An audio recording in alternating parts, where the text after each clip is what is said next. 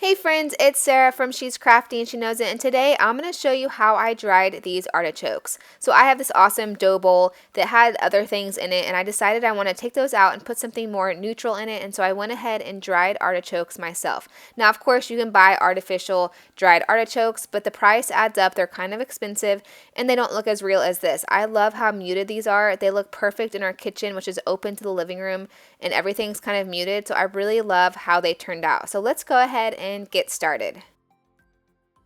Okay, so first you're going to need a large bowl and some regular clear Scotch tape. So you're just going to take long pieces of the Scotch tape and make a grid pattern across the bowl. You want to make sure the ends of the tape are long enough to fully stick to the sides of the bowl, because the artichokes will be pretty heavy when they're sitting in here before they've dried. As they dry, they lose a lot of the moisture and they get lighter and lighter, but in the beginning they are heavy. So get a sturdy bowl, get some tape, and make your grid pattern. Next, we're just going to open up the artichokes and go ahead and place them inside one of the little squares of the tape. And you want to kind of separate them evenly around the bowl so that they're not touching, and also so that the weight is evenly distributed so that the bowl does not tip over. Okay, so now that the artichokes are ready to go in the bowl, you want to find a spot that is dark with good circulation. I actually put this entire bowl in our game room because I can keep the lights off most of the time during the day, and I had the ceiling fan going non-stop. So our room stays at 76 degrees, but the main thing is that you want good circulation. So you want them to be able to dry out. You want air to be able to get to the stems down there at the bottom. So dark and good circulation. Those are the two things to remember. And you don't want to cram so many artichokes in one bowl that there's not room for them to breathe and really get air. So here we are about 4 days later, and you can see they've already started to dry out a lot. Over the rest of this video is just clips of me checking in every few days to kind of see how they're looking.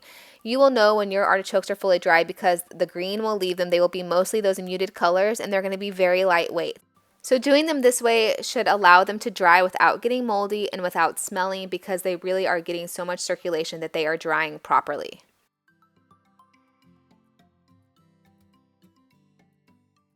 Okay, I just wanted to show you real quick. This is another batch that I dried. These artichokes are from Walmart, and you can see how different they look from the Trader Joe's artichokes that I started with. They just look different to begin with. So here are the Trader Joe's ones before I dried them at all. They're like taller and pointier, versus the Walmart ones were just kind of rounder and fuller. So the Trader Joe's ones ended up opening up way more, almost like a flower.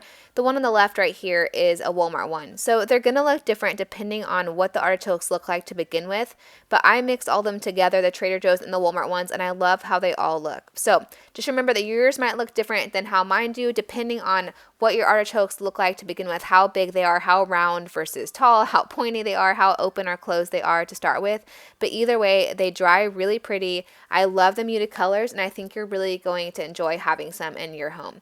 If you like this video, please give it a big thumbs up and make sure you subscribe for more videos. Bye!